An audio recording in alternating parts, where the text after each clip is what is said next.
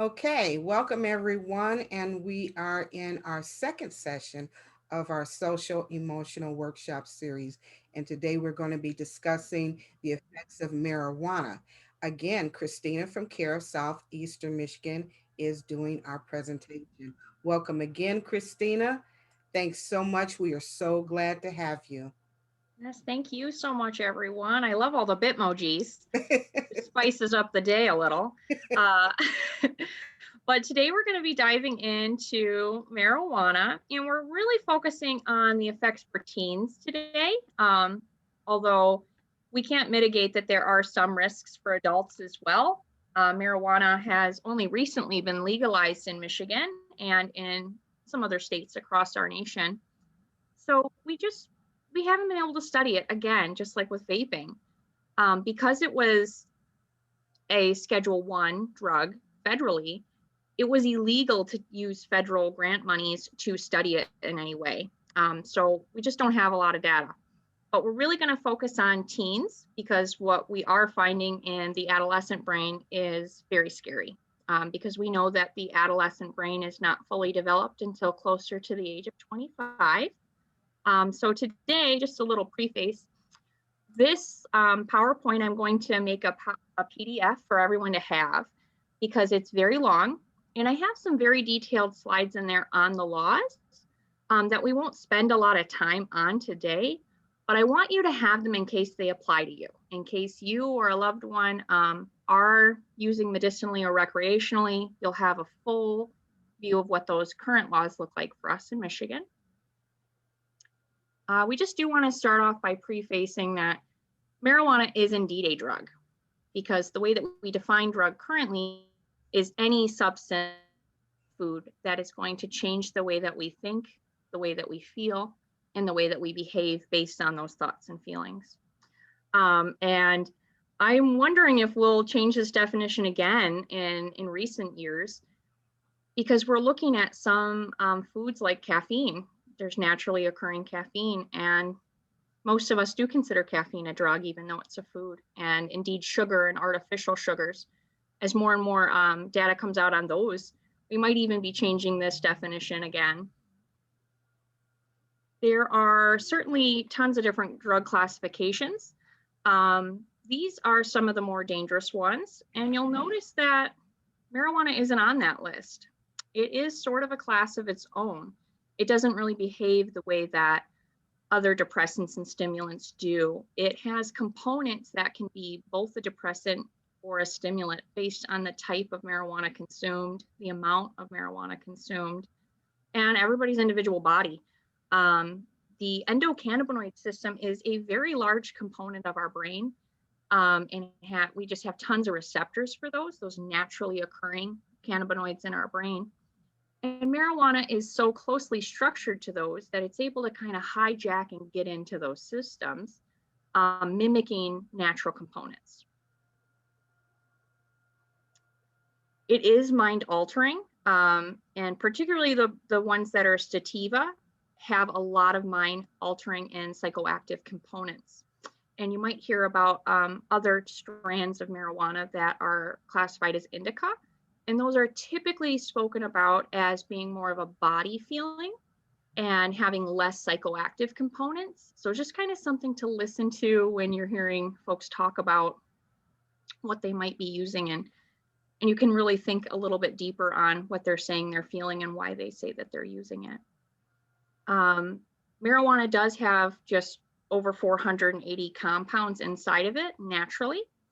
The one that is most profoundly studied and that we know causes a lot of the psychoactive effects is the THC. And we're going to talk about THC and CBD a little bit today, but there are tons of other components in marijuana that, again, just hasn't been studied. We don't know enough about all of those compounds. It really is a class of its own. And I know when I was growing up, you used to hear that marijuana was not physically addictive, that it was only psychologically addictive. And in the more recent DSMs and research coming out, they're changing the way that that is defined. We no longer separate physically addictive from psychoactively, like emotionally and psychologically addictive. We know that marijuana does build up tolerance in its users, and it does cause dependence. And there are some withdrawals, even from very mild users can experience insomnia, restlessness when they're withdrawing. And those are the main classifications for being addictive. So we can no longer say that it's not addictive or that it's only psychologically addictive. Mm. It causes all three of these big markers for addiction and dependence. So folks that start using it may notice that their tolerance is building and they need more and more to feel that same level of effect.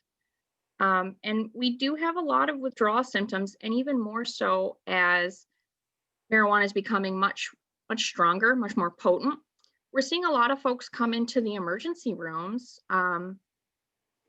having overdoses because they are having psychotic breaks and psychotic episodes, and they are in fact overdosing on it because it's much stronger, and it just never was that strong back in the day in the 70s.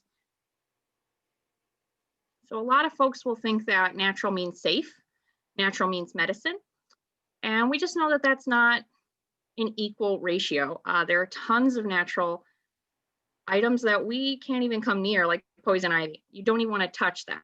Just a tiny bit of it absorbed into our skin is enough to cause very bad reactions. Tons of other medications and other opioids are naturally occurring. But we know that those are very strong medications and they cause dependence, they cause addiction, and we stay away from those. So it's just not, it's not fair to say everything's safe. Everything natural is safe. It's not true.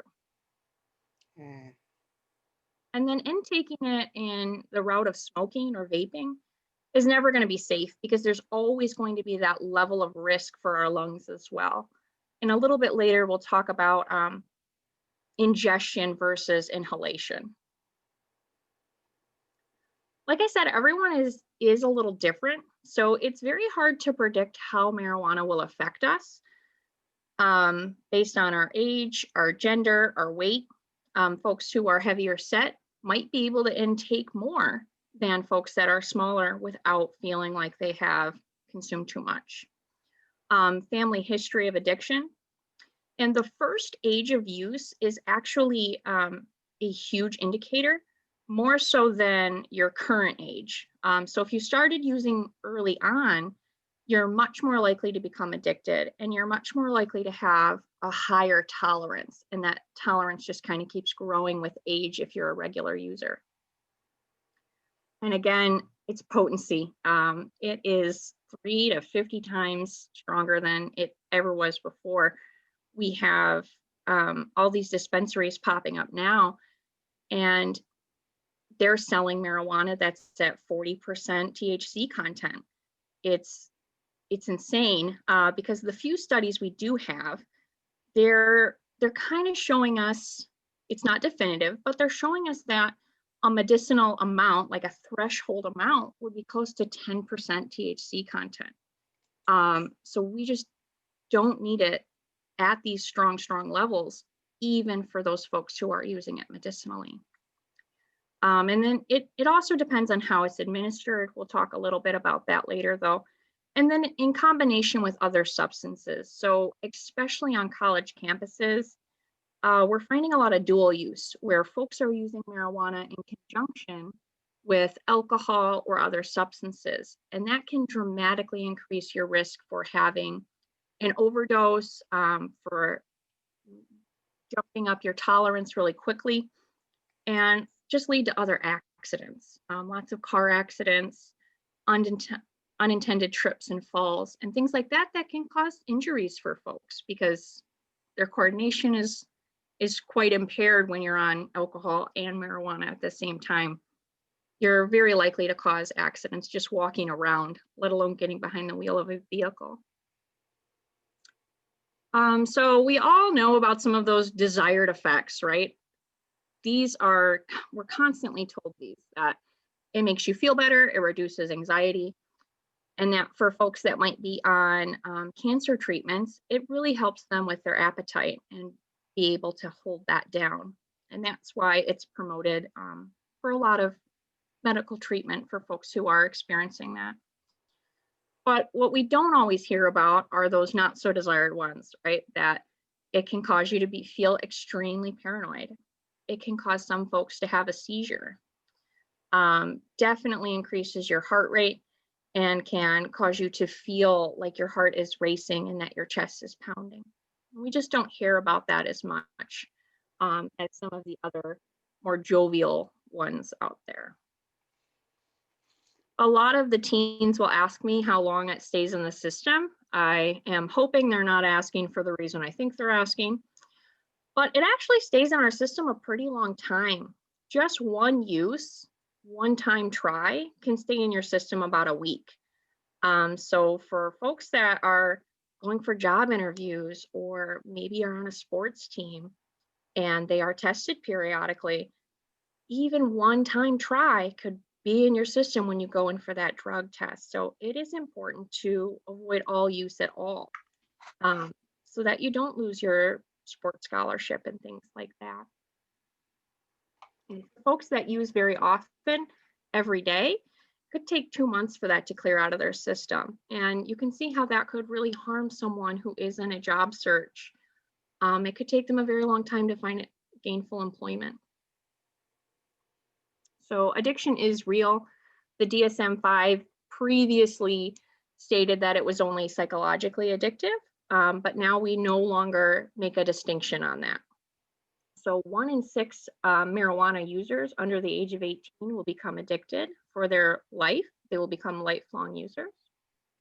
And then just the earlier that is, the greater that risk of addiction becomes. So for folks that maybe tried using at 13, 14, they're at an even higher risk than those that are closer to the 17, 18 period. Withdrawals can be quite real. A lot of times we'll hear folks saying that they're maybe trying to self-prescribe marijuana for sleep problems. But what we've actually found is that it causes sleep problems and it causes paranoia and insomnia. So folks might think that, I stopped using for a week and now I can't sleep. So it was really helping with my sleep. But in fact, that could be a sign that they're having withdrawals. So it's a little confusing there. And again, we just need more research on that. Marijuana it really mimics the endocannabinoid system that we have in our brain. And those receptors are involved in so many processes in our everyday lives. So memory, pain, mood, appetite, stress, immune function, metabolism, and reproductive health, and yearnings for relations as well. It's just involved in all of those things. We have found over the course of many years that particularly when you're smoking it, because of the texture of it, it kind of gets that very sticky, gooey texture. So you build up a lot more tar in your lungs when you're smoking marijuana compared to folks that only smoke cigarettes or only vape, right? And they're only vaping nicotine type tobacco items. Just that consistency of the marijuana, it builds up tar in our lungs much faster than any other smoking. Which of course just puts you at a lot of risk for lung infections and such. And particularly we found that THC, it harms our white blood cell count, particularly our macrophages, which are the white blood cells that kind of go in and just engulf foreign and dangerous objects, things that are found in our blood. So if you've got less of those in your bloodstream, your body is going to be weak at fighting infections. And especially in the times that we're going through now, we want our immune system at the peak. We don't want to be losing that. It definitely makes the liver work a little bit harder, and the liver is also involved in fighting off infections and lots of blood purifying activities. And for men, I don't have it on here, but we've known for many decades that it lowers sperm count as well. And when we're talking with teens, they're not thinking about having kids now, but they might be thinking about having kids in their late 20s, early 30s, and their smoking habit now can affect that later in life. So it's just something to kind of bring up because a lot of our teens, I want to have a family later in life. This one up a little, but it just kind of shows all those little parts in the brain. Those endocannabinoids are most active and most found. So you'll see that it's really pretty much throughout the entire brain. And we talked about brain development a little bit on Tuesday, where it develops from the stem down. So this starts developing at conception and then all the way up. And then inside, we've got our limbic system that's in control of a lot more emotional regulation and just other types of everyday functions. We're up here in the front part of the brain. That's where all the decision making is happening. That's where all of the risk benefit analysis is happening. So it really affects the brain all throughout. It's quite dangerous. And this is true for even adults, but it's much more true for teens because we know that their brains just aren't fully developed yet. About the same thing. And we talked about it on Tuesday. We are advancing science so rapidly right now that it just is amazing to see what we're finding out about the human brain and about neuroplasticity in general. But we now know that it takes until the mid-20s for our brains to really be an adult brain. We are an adolescent all the way up until then. So a lot of folks, again, are self-diagnosing and self-treating with marijuana for depression, for anxiety disorders, in some cases for bipolarism. And they might truly believe that it's helping them, but what we have found is that it actually increases our risk for mental health disorders and can exacerbate our symptoms if we are already having, if we already have a diagnosed mental health disorder. So that temporary psychosis is what we're seeing folks come into the emergency rooms with. They're very sick. They're not really sure what's happening. They've only used a little bit of marijuana. They're not sure how on earth it could cause this, but it does. It causes temporary psychosis in large amounts. It can definitely exacerbate schizophrenia. And there's been a few studies that have found that it might bring on schizophrenia a little bit earlier in life. And schizophrenia typically rears its ugly head in the early 20s. But it has been associated with happening in the late teen years as well. And any type of drug use at all can make that come on a little bit faster. And it's just hard to know. It's hereditary, but it's really hard to know if you're going to lose a loved one to schizophrenia and those types of things. We also see just a lot of general apathy in marijuana users that over time they become, they're losing interest in doing anything other than chilling, consuming more marijuana. You become very relaxed when you become a very regular user of it. And again, we just kind of know that it seems to be increasing our depression rates. And for adults, we're seeing about a 37% increase in that risk of developing depression.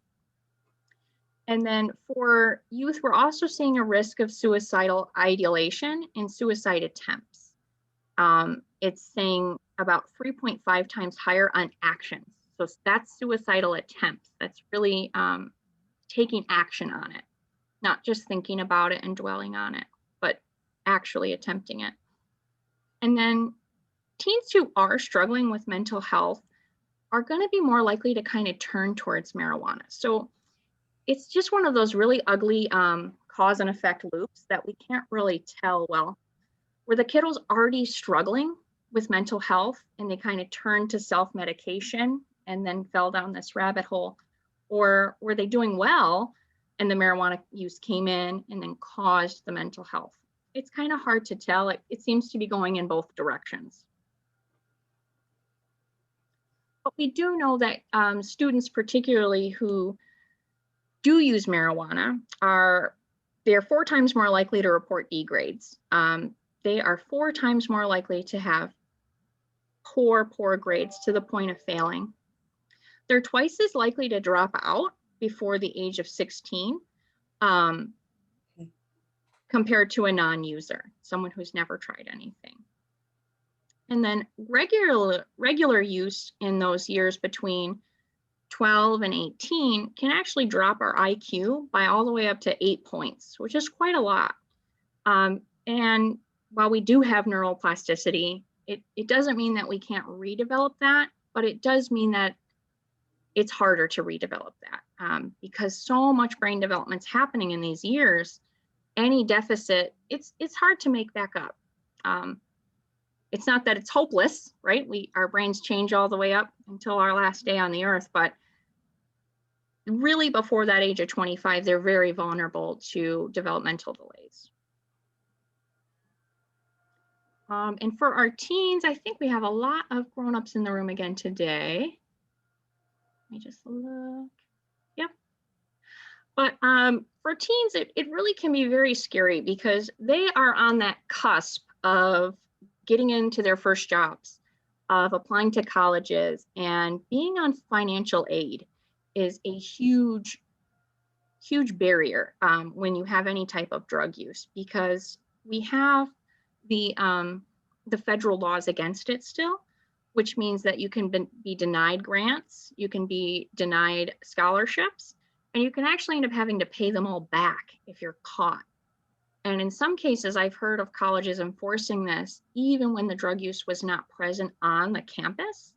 But with social media now, they can tell and they can track that, and they can really see what students are using, even if they're not on campus. And it is a drug-free campus federal law still. None of that has been changed just because some of the states have legalized recreational. Of course, driving. So your risk of being involved in a car crash doubles after consuming any amount of marijuana. And that's just because you have decreased coordination, you have decreased reaction time. It seems to make sense. But right now in the state of Michigan, they're pretty much following the OWIs, the driving while intoxicated laws. So almost the same as if you were caught drunk driving, right? You could be sentenced to jail on your first time offense for up to 3 months. You're definitely going to be assigned the fines and the community service. And one thing that I really like to point out to youth is it's typically 360 hours. So you're going to end up needing to do almost an hour of community service every day of the year to hit that. It really is a very large amount of community service hours. And in many cases, in addition to the community service hours, you have to take the drug education courses as well. So it's a lot. It's going to impact your life, even if you don't end up spending a little time in jail. You're definitely going to lose your license if you are under that age of 21 and you're caught driving with this. If you are an adult, you're probably only going to see the suspension, but it's a whole month suspension. It's pretty long. And you might also end up having to pay that driver responsibility fee that we have in Michigan. And that just goes up with additional offenses, very similar to drunk driving charges. Well, again, focusing on teens, we know that since 2018, this was published in 2018 by Monitoring the Future, 1 in 4 12th graders said that they would be willing to try marijuana or increase their use if it was legalized. So this was, just about a year before we formally legalized recreational. And we were looking at the perspectives of harm. What is the perception of harm of marijuana? And will legalizing it change the views for our teens? And we found that it would. A lot more teens and even adults are more likely to try it now that it's legal, because that perception of harm has been changed in our society. And I'll leave this one up a little while because it's looking at past month and then past year use. So we see, 1 in 5 youth and 1 in 10 young adults. Those young adults are those folks that are like 18 to 25. And the youth are going to be those folks that are under that line of 18. But 1 in 5 youth and 1 in 10 young adults have been diagnosed with a cannabis use disorder in the past year. And cannabis use disorder is just the new fancy term in the DSM-5 for cannabis addiction, marijuana addiction. Marijuana dependence is now called cannabis use disorder. And that's quite astonishing. You know, that's a lot of people that are coming down with very crippling addictions to this. Their tolerance is going up, they're using more and more. And we see that when we're looking at, especially us in these legalized states. We jumped up 2% over that year. And we jumped up 3% in the year use. So I always get all sorts of questions about medical marijuana. And again, it hasn't been studied long enough because we couldn't get any type of federal funding to study it. So it just might take another decade before we really have some longitudinal results and we have some long-term studies. So the FDA is starting to get a little bit more involved in some states. We're finding that they're trying to fight that by changing the way that dispensaries are licensed and all sorts of funny stuff. So it really does kind of vary state to state with what's going on in the laws and then how it's being regulated. So for us in our state, it's not prescribed in the way that we quite often envision a prescription. So the doctor writes out exactly how many milligrams you need and exactly your dosage and your schedule for taking it. It is more like they can recommend that it might be helpful and recommend a dosage based on your weight and age that you might want to try. Because you're not going to a pharmacy to get it where the pharmacist is filling that script to the letter. You're walking into a dispensary and you're going, well, the doctor said somewhere around 10%. And you're kind of guessing and picking for yourself. So that's where it's really hard. And you do need to be in contact with your doctor and have your doctor help monitor you and see if that dosing does need to be adjusted. So it's very tough because it's not prescribed in the same way that other medications are prescribed, where it's exactly written out to the letter when and how much you're going to take. So because it's a risk benefit analysis with any type of medication that you're ever going to take, right? I mean, we pick up any prescription and there's a 3-page list of all the possible poor outcomes that could happen to us, all the side effects that could happen. And we just have to weigh that with our doctor, with our pharmacist of, you know, is it worth taking some of the risks of dry mouth and damage to the liver, damage to the kidneys to be on this medication, right? And with even medicinal marijuana, it's not labeled in that way, right? There's just like a little warning symbol on it that says this is medical marijuana. It doesn't have a full prescription information sheet the way that other drugs do. So it's really hard to kind of do that risk benefit analysis and say, you know, what are all the possible outcomes that could happen, good or bad? But if you're under 25, the chances are that the risks are going to outweigh those benefits. Unless you're on something, unless it's palliative care, right? Maybe you have terminal cancer and you've only got a year left. Then the risk of long-term brain development might not be on the forefront of your mind. The benefit of holding food down for 2 days in a row might be on the forefront of your mind. So it's just a huge risk-benefit analysis where you have to speak with a doctor and your dispensary, and you're kind of blending all of those because the dispensary just wants you to buy more, right?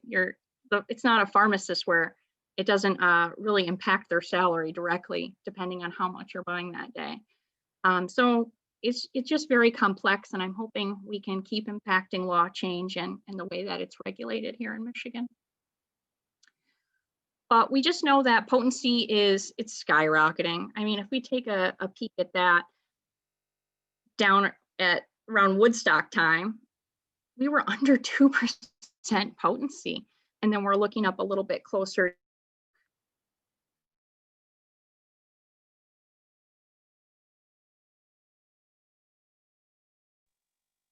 I think you froze, Christina.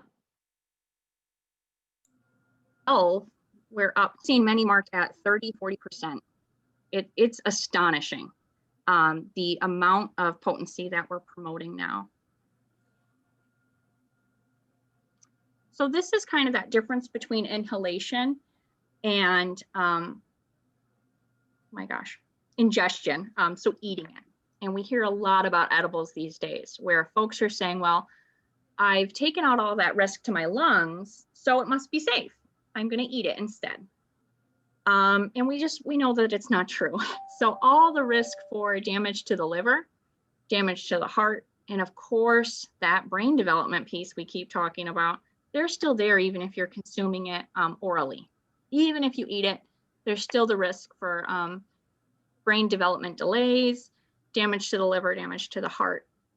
But we do see that when you're smoking and it comes on very quickly, many folks say it's immediate. Science is saying about 10 minutes.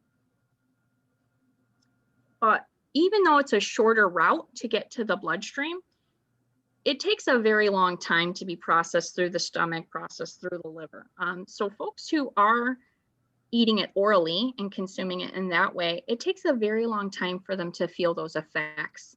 And that's where we really see a lot of danger. So if it takes 2 hours for you to feel that high, you might decide to go do something else during that time. You might get behind the wheel of a car during that time. And we know that your risk of an accident is doubled. It's a huge risk. And also we're finding that folks who are eating it orally, and it takes a long time for them to feel it, they might take more thinking it didn't work. And they end up kind of double dosing. And again, it leads to those hospital visits where they're entering like temporary psychosis. They're not sure what's going on. They have just a really blurred line of reality versus fantasy and what's really happening because they end up taking too much. It takes so long to notice that it's even working.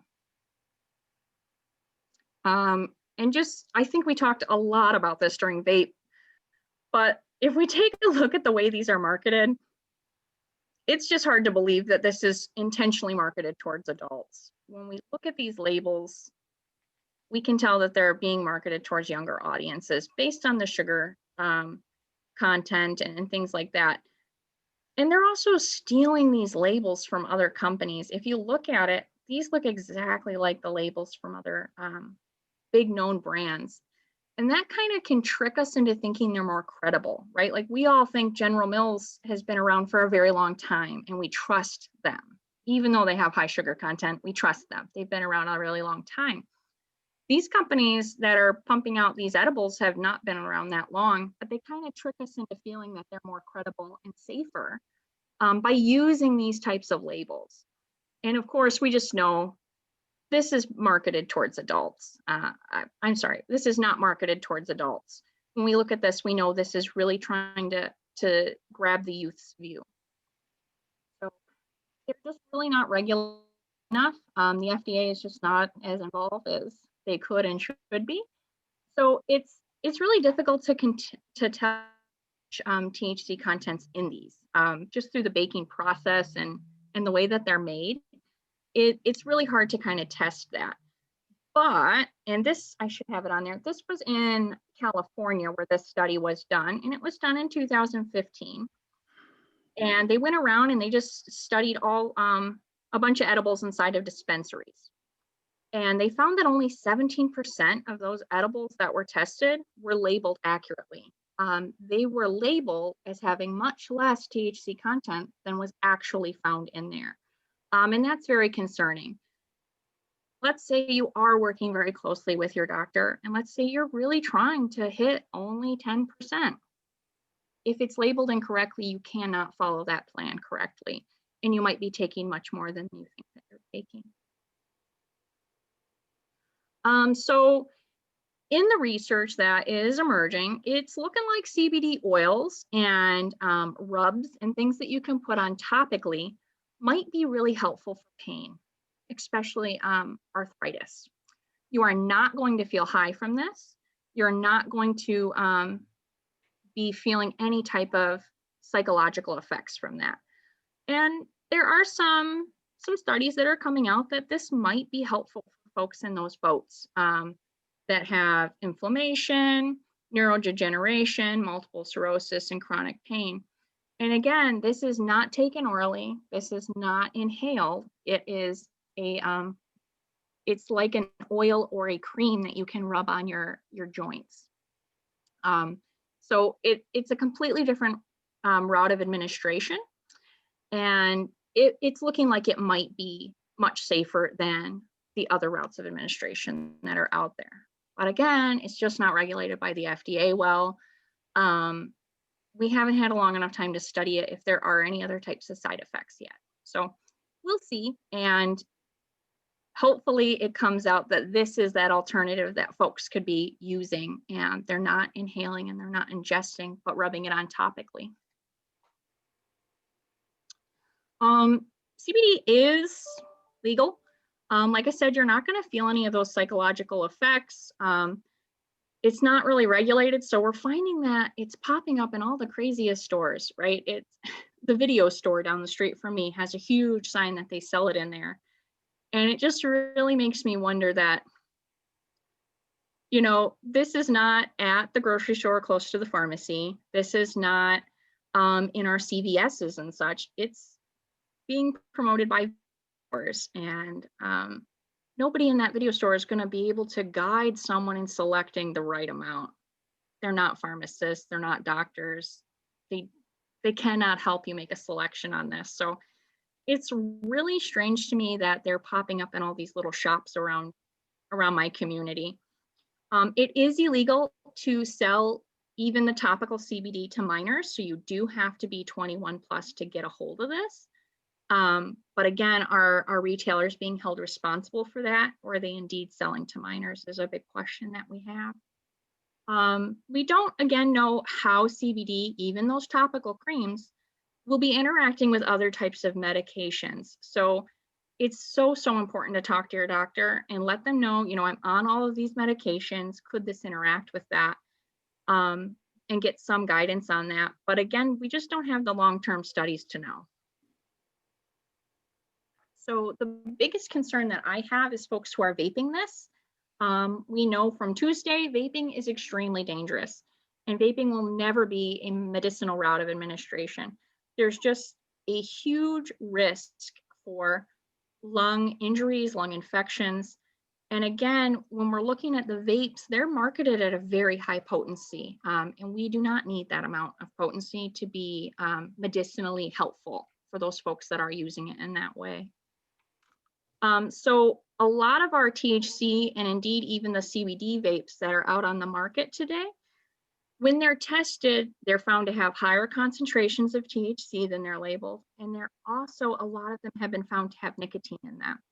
And nicotine is just extremely addictive. It's not a good thing to be consuming at all. And then we also are finding that they're adding vitamin E acetate to them. And this is really, really dangerous for our lungs to be inhaling. So it's just another reason to really steer away from vaping at all. And if you have loved ones who are seeking medicinal marijuana, talking with them about the routes of administration, talking with them about, would you like to try an oil you can rub on your knees when they're hurting instead of taking a vape? We know that there are legal consequences, and we are currently at 21 years old to be able to purchase these products at the recreational level. For medicinal, we're at age 18, and anyone who is 18 or younger needs to have 2 doctors sign off on it and have a parent or guardian who agrees that they will be the person administering this as a medication. So it's not that easy to go in and just get a doctor, pay a doctor off to get a prescription for medicinal marijuana, because you have to have 2 doctors sign off on it. And then the parent or guardian always has to be the one administering it and be in charge of how it's used. We're going to skip through these, like I said, because we're sort of getting into the laws, but what we're finding is around 2008, when Medicinal was coming out and we were voting on it, there was a very short list of conditions that were treatable with medicinal marijuana. And since then, over about a decade, we've added a lot more. And you'll see that things like mental health disorders are on that list. And we know that it actually exacerbates mental health disorders. It does not help them. It makes them worse. There might be some really positive things that come out for chronic pain, for arthritis, and of course for treating those folks that are on medications for cancers, helping them hold down food. But for a lot of these other illnesses, this is not a great medication choice. There are much better medications out there on the market. But I've got stuff in here on medicinal and recreational laws. And like I said, we're going to power through them, but you'll have these slides. I'm going to send them out to Toni so she can send them out to all of you. And that way, if this applies to you, you can really take a good look at that. And actually, I need to update that because they upped the amount that we're allowed to have now under recreational. It's at, 2.5 ounces. So it's quite a bit that you're allowed to have on your person now, as opposed to when we were growing up. So we're going to kind of jump into helping teens with this. And again, we spoke a lot about this yesterday, on Tuesday, on building resiliency and speaking with our youth about what their goals for the future are, what their hopes are, and then aligning their behaviors to meet those goals, and giving them the chance to have autonomy over themselves and over decisions, but also talking with them about problem solving and risk benefit analysis, talking with them about, well, if you're seeking to use this medicinally, are other medications a better choice? Let's do a lot of research. Let's go talk to our local pharmacist. In many cases, pharmacists are willing to have these short conversations with kiddos or with adults even that come in and they're asking about interactions and they're asking about risks. They don't mind popping out and consulting with you. So it might be a good resource.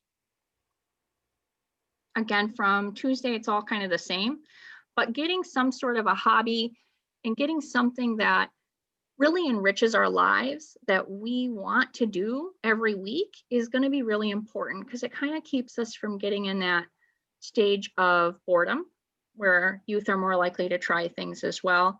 It keeps them from going to some of the parties where this might be circulating, because if they have soccer practice, they're not going to be at that party where they're exposed. And then if they have those great coping skills, like Froze again, Christina.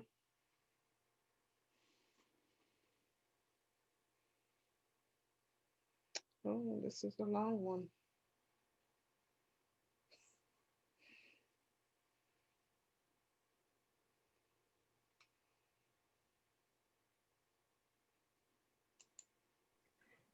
Toni, are maybe these you had her. Oh, she's back. oh no, You froze. where were we? Protective factors. Okay, so, but again, it's just very, very similar to the vape protective factors that we talked about Tuesday.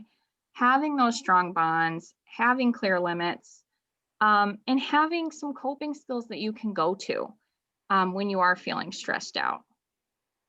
And then again, the community ones are very similar to what we talked about on Tuesday with vaping, but where are these dispensaries and delivery services being placed? We don't need 20 different delivery services for cannabis inside of a single zip code. We just don't.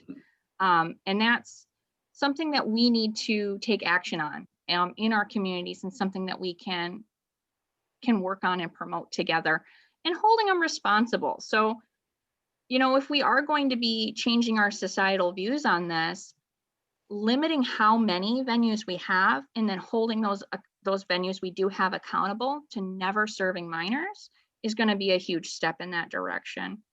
And of course, just like that counter product advertisement. So when we're driving, especially along like 696, 94, I see a lot of these, and it just makes me so happy that they're starting to go up. But letting folks know that it is dangerous.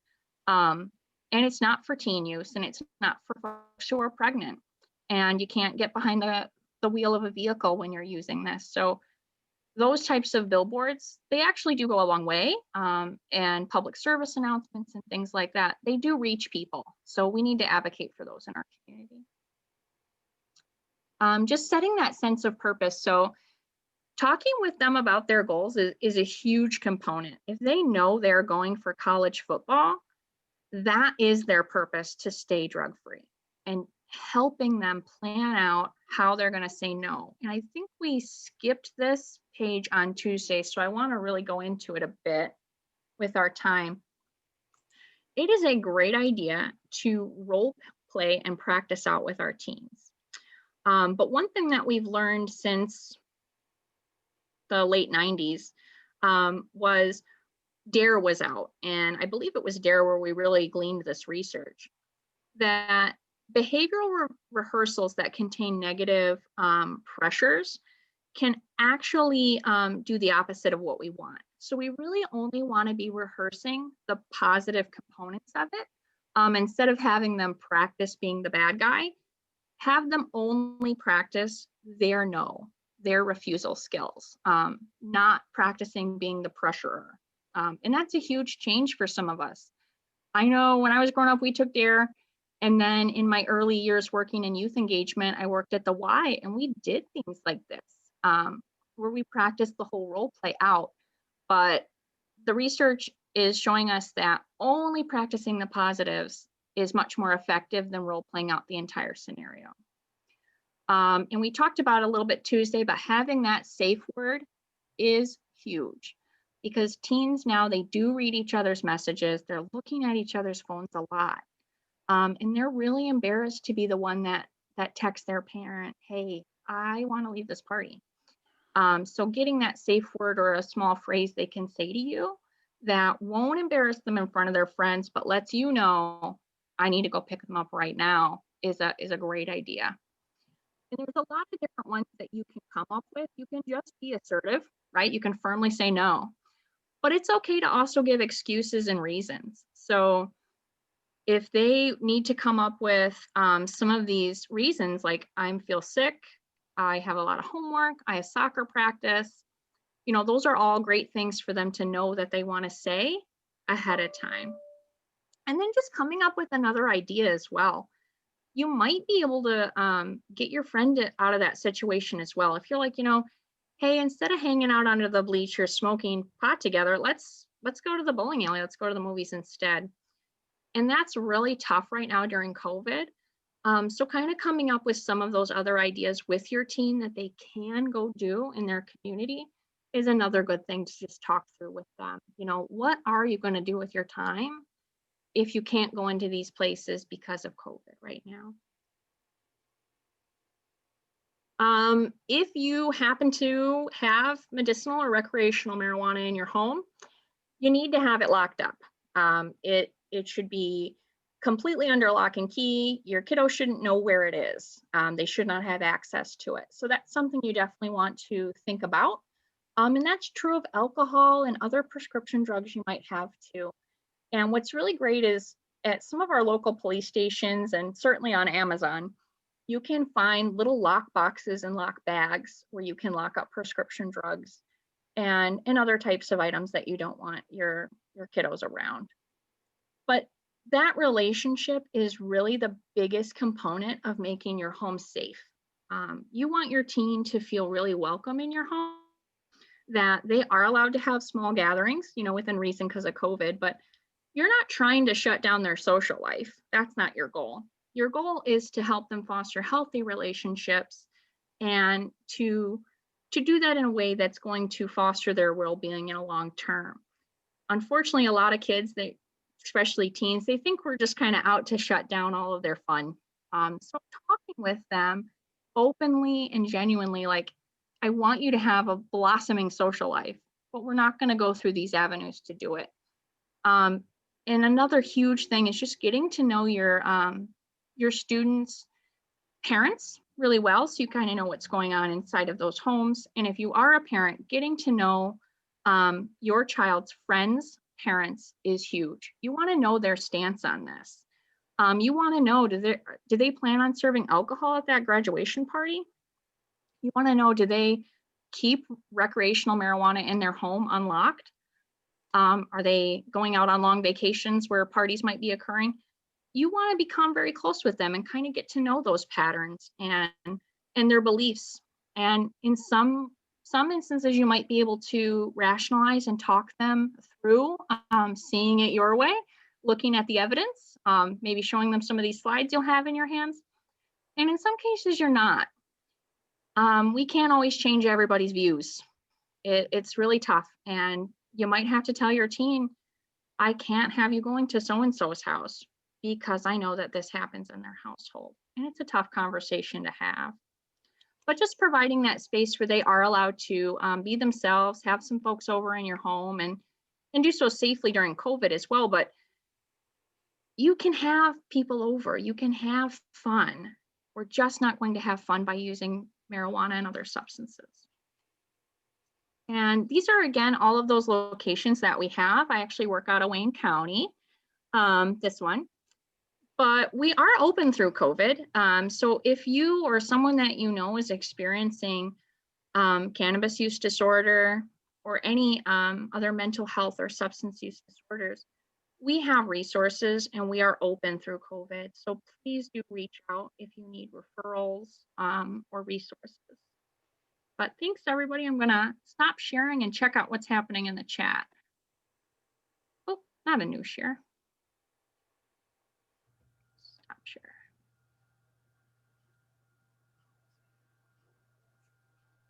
Just everybody kind of signing in. Thank you for doing that. I know it helps us kind of track who is here. See, no questions in the chat. Did anybody just want to hop on and ask a question aloud?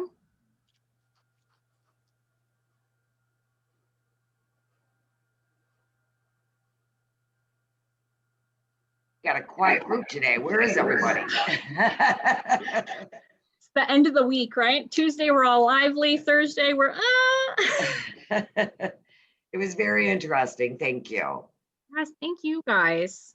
You know, I have a comment/question. You know, I've known people with food disorders. You know, I noticed at the very beginning, you took food out of the equation in terms of a drug, but it seems to behave in many of the same ways for people who have those issues.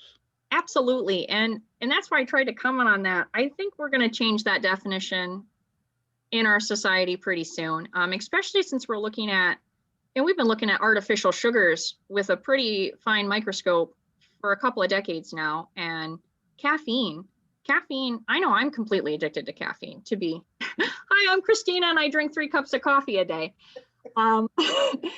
It's a serious issue in our society and we are not currently defining it as a drug. Right. There's not a lot of help that you can get in terms of addiction to that.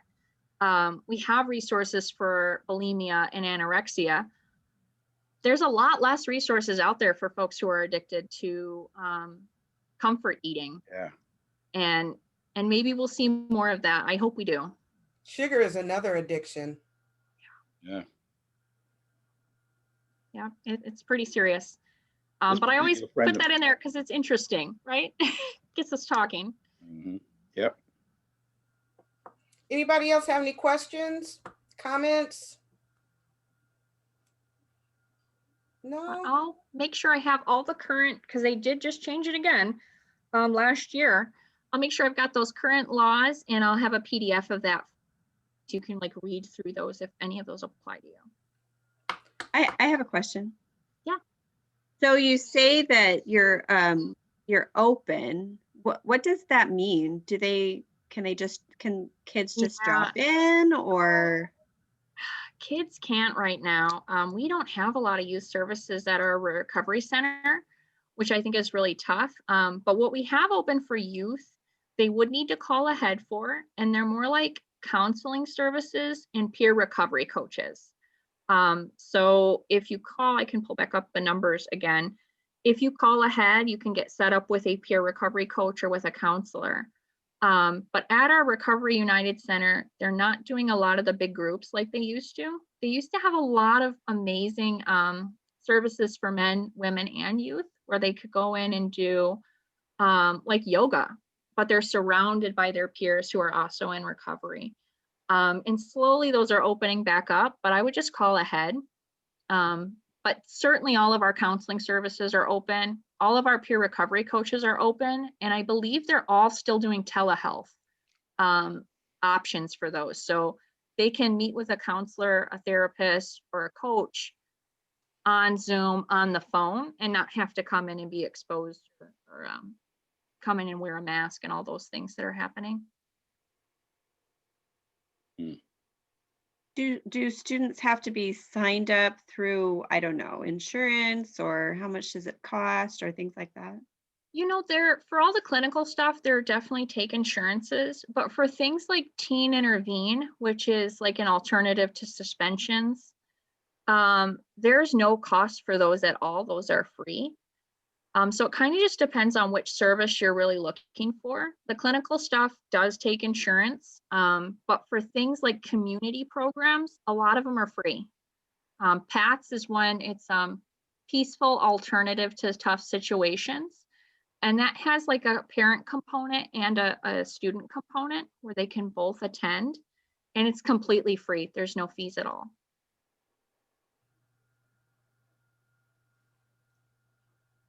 Thank you. Yeah, You know, hopefully I was in this market on 9 Mile, and they had a big glass case and was all CBD type products. I think it's a great profit center for these places because it's not cheap, you know. Yeah, I think so too. And that's why I think some like the video stores are bringing them in. I think they're losing everybody to Netflix, and they're like, well, what can we sell that might attract customers inside? And it's not really based on, will this product help people? Am I selling them the right product? It's, can I sell some more products and keep my business open? And that's really sad. Right. Yeah. It should be treated much more like a medication, in my opinion, not over the counter like that. But we'll see. Well, we have to keep voting. I heard that the last family video was closing, so maybe it'll alleviate some of that. Wow. That almost makes me sad, right? a future CBD store. Maybe, unless we can vote about it and change Yeah. it, because those all are very local. The state really doesn't have their hand in where those shops are coming up. It's really at the very local. I know we have a ton. I live in Madison Heights, and we have them in Ferndale, in Madison Heights, in Hazel Park. There's at least 6 of them within like a 5-mile radius of me. And I'm just like, there's no way we need this many. We don't. Wow. But thanks everyone so much. And I'll see you next Tuesday. And Okay, be on the thank lookout you. for those slides. Thank you. Thank you guys for joining me. And again, Tuesday we will be discussing alcohol. And everyone have a great rest of your day. You too. Thank Thank you. you. Bye-bye. Better one.